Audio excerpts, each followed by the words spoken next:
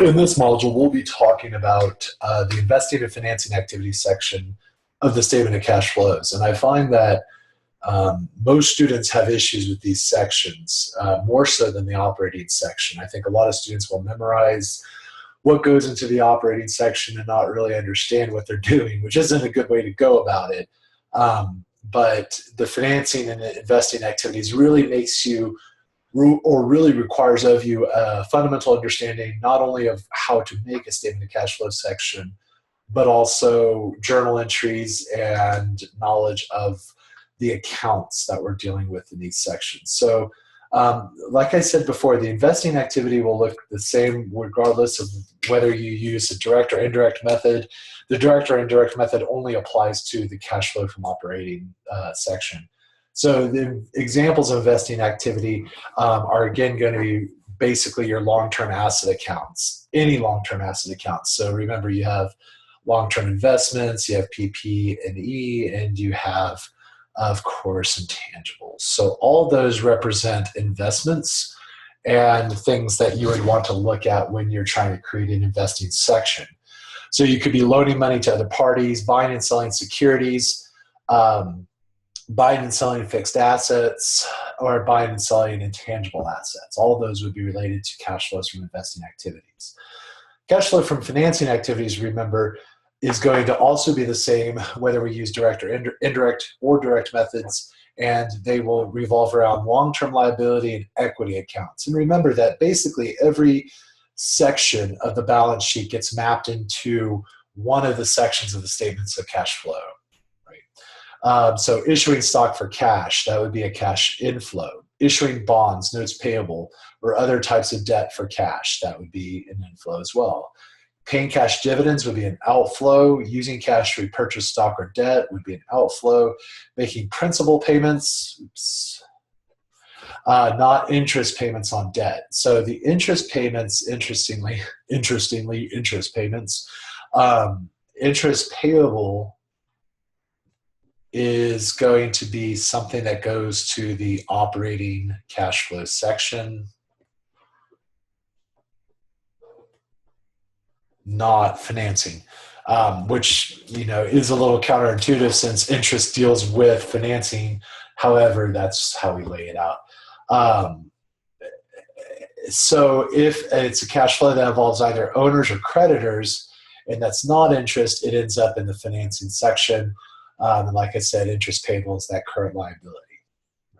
So how do you do this? How do you reconcile the statement of cash flows? And again, the problem that a lot of people get into is that they just look at the overall change in accounts, but you can't do that. You can do that with the current assets and current liabilities, but you can't do that with your long-term assets and your equities. So you want to draw a T account for each item listed, fill in the beginning and ending information for each T account, and that's just going to be the balance sheet data. Because remember, we need a comparative balance sheet. And so the idea is that, one year end is going to be the beginning balance, and then the next year end is going to be the ending balance. And again, you can't use the overall or net change. So just because, for example, let's say we had a land account, it's easiest to use land just because there's no accumulated depreciation that goes into land. But say we started at 100 and then we ended up the year at 200. Well, you might want to say, we had a cash outflow of $100 because I must have purchased $100 of land. But then what if I had actually purchased, say $150 of land and then I sold off 50, right? Well, then I have a cash inflow and a cash outflow. And even though, right, this 50 was credited, that is not necessarily the sale price, right? That's not necessarily the sale price, because when you record this, what if we had gotten, say, $30,000? Well, that land that we sold for $30,000 had a historical cost of $50,000, so we had a loss on sale. And so that means you have to be really careful, because these amounts don't necessarily equal cash dollars. They do over here, but over here, this is the historical cost. That's not necessarily what we sold it at, so you have to be really careful. Finally, you determine how much of an increase and decrease was a cash transaction. And again, like I did just prior to this, write out the journal entry to determine the cash amount. Because again, it's not always going to be cash amount. So I give you some examples of long-term assets for investing in activities section. So anything, beginning balance, ending balance for each account, purchase and sales. For an accumulated depreciation account, any credits will be recording the depreciation expense, debit depreciation expense, credit accumulated depreciation is what that means. So any amount of a credit would be from, it would mirror the amount that we debited depreciation expense. And then when we sell an item for any assets sold, we eliminate depreciation. Right? So you got to be careful, especially when you're working with PP&E, that when you sell, this is at historical cost. It's not at the sell price. Then you also have to debit accumulated depreciation for whatever amount was associated with the asset that you just sold. Okay. And then, of course, intangible assets and short-term notes receivable would have similar T account patterns. And again, just to reiterate, purchases of assets and investments represent cash values. So the purchase side, the debit side, because we record these at historical cost, for those investments and assets are cash values. Amounts that are credited as sales represent the historical cost. Even purchases of investments may not represent cash, but we will assume they do at the moment. So, there could be some discount or some premium that inflates the cash price, but we won't worry about that now. I won't test you on that. I do want you to understand that if you sell PP&E, you will get cash, you will credit PP&E for the historical cost. So the cash is going to be debited for the sell price. This is going to be a historical cost. You're going to have accumulated depreciation, and then whatever is the difference between sale price less historical cost minus accumulated depreciation is going to equal my gain or loss. And that should be a rather straightforward formula, given that this is just book value. Yeah, historical cost less accumulated depreciation is just book value.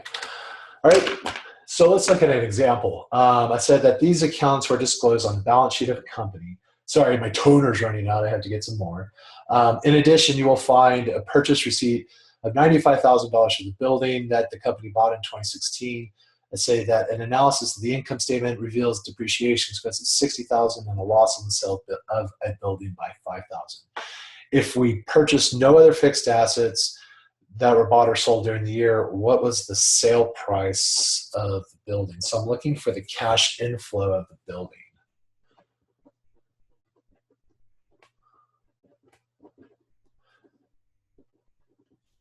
So this is sort of just a mini cash flow problem. Again, I give you beginning and ending balances for the building, and if you're working a cash flow problem and you have multiple things going on, because you have a beginning balance and ending balance, you have a purchase, I'm asking you for a sell price, you really want to make a T account. We have multiple transactions going on and various amounts stated. Okay. So I know that. I'm also going to draw one up for accumulated depreciation, because T accounts are your friend, and the more you use them, the more you'll know when to use them, when they're maybe necessary, when they're not necessary.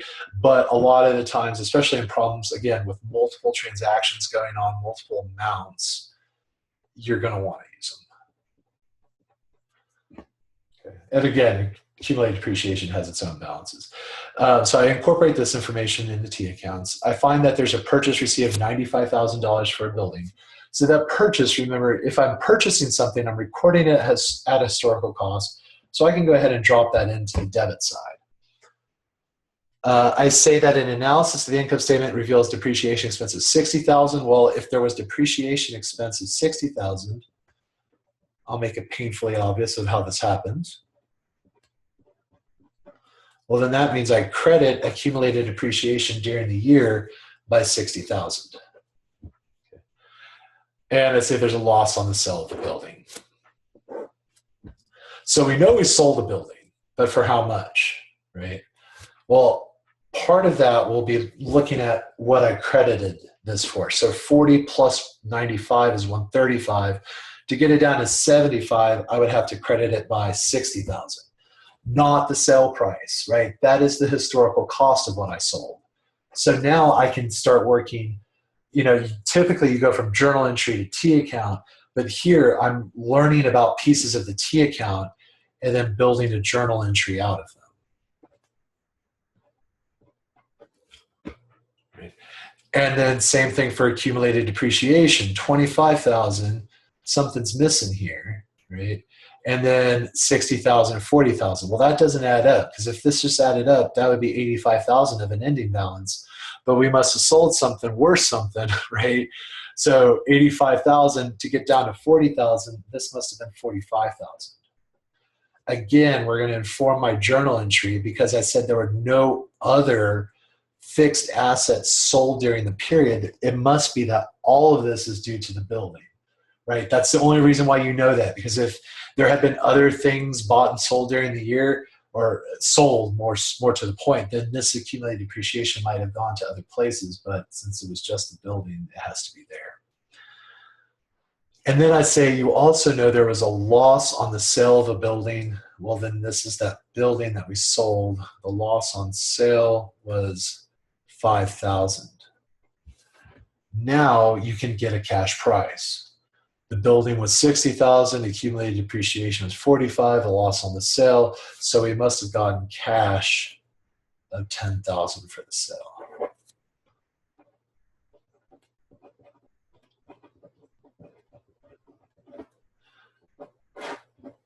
So that's your answer. And again, notice that what I mean, or why students tend to have a problem with this is that, well, there's fundamental gaps in their understanding of what's going on. They sort of know accounting, but they really don't understand the details. Like, oh, well, the 60,000, I must have sold one for 60,000. No, you didn't. This is historical cost. That informs a journal entry. Accumulated depreciation, what goes into here? Well, anything on a credit side of accumulated depreciation mirrors my depreciation expense that I've recorded. Anything on the debit side is going to be due to a sale, and then structuring a journal entry from that to get to the sold. This is why I like teaching statement of cash flows and not holding it off to chapter 21. And this is much more in depth than chapter 4 gets into. And again, it's just good for you to know this stuff. It's good for you to polish these skills and really get into what's going on. Again, financing section, very similar to the investing section. You're going to want to use T accounts. You're going to want to draw this stuff out. I have examples of long-term liabilities. That would be in the financing section. And once more, now we have one side that will represent, basically cash. For now, we're going to make that assumption. It's not necessarily true. But for now, we will make this assumption. At the end of the semester, we'll challenge it and see that there are cases when this is not true, right? But for now, we're good.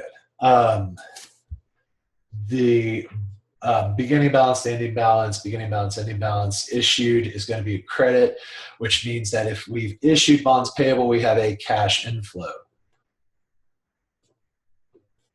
Right? We're creating a liability because we're borrowing cash, and that's true for notes payable, short-term notes payable, and again, for what we pay.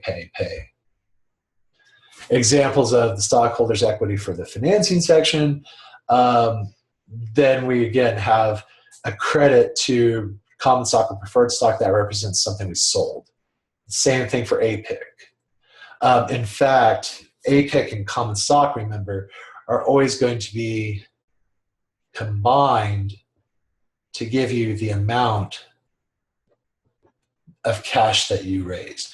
Remember, we only record common stock up to par. APIC common stock is everything in excess of par. So the amount of cash you get is going to be those two items added together.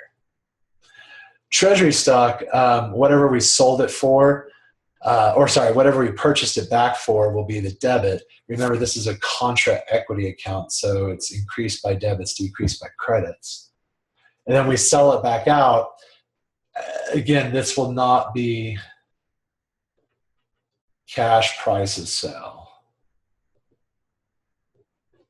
It'll be the old cash price of purchase. I won't get too much into that because, again, this is an account that you're not really familiar with how it works, and you won't be until intermediate 2. I do want you to understand this for sure. Well, two things to really take from financing. First, that the cash you raise from a stock transaction is common stock, increases in common stock plus increases in APIC. The next big thing is this dividends payable retained earnings relationship, and I've been emphasizing that a lot. So dividends payable are increased by dividends declared, decreased by dividends paid. And there's a spillover because anything that we declare, anything that ends up in dividends payable is going to be recorded in the dividends account and then closed to retained earnings.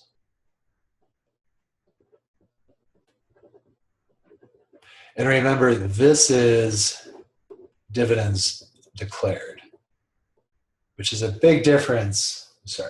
Dividends declared, which is a big difference because when you just pay them, you are going to credit dividends payable. Debit dividends payable and credit cash.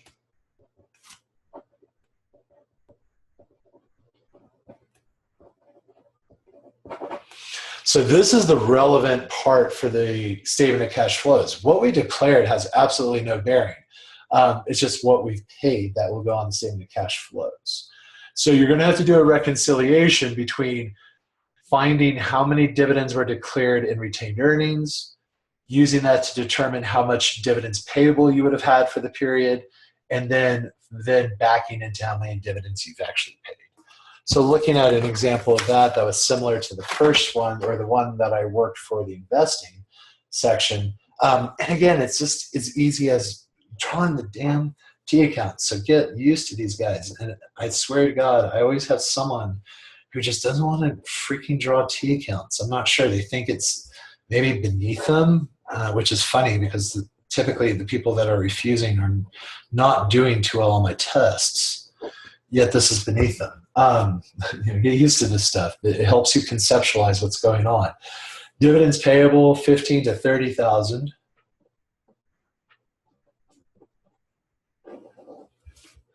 And then retained earnings went from 985 to 1,250,000. Thor reported net income of 420,000 during 2016. No prior period adjustments, no cumulative adjustments from changes in accounting principle. So what I'm telling you here is that only things that would be affecting retained earnings left are net income, which since it's net income, it's a credit, and then dividends, which is our big unknown over here. So this doesn't balance out. This would be, damn, I couldn't make these round, right? This would be 1,405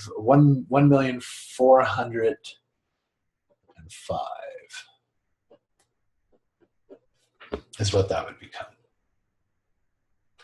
And yet we are reporting an ending balance of 1,250,000. So then how many dividends did I not pay, right? I didn't pay them, but I declared them. So the difference between these two would give me that, which would be $155,000 of dividends declared.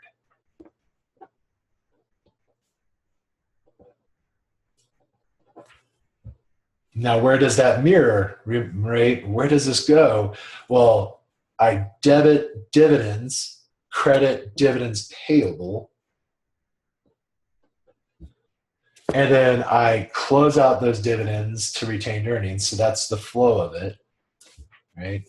Just to show you and to map it out so there's absolutely no doubt. This is the declaration. And then we would close it to retained earnings. But the payable remains until it's paid. So how much did we actually pay? Well, then just reconcile this account. 15 plus 155, 170. Well, I should have an ending balance of 170, but I only have an ending balance of 30, so I must have paid the difference, which is 140. So there was $140,000 of dividends paid. I will stop it there and then pick up in the next part of this with looking through extractor claw and talking about a few things that are tricky for students.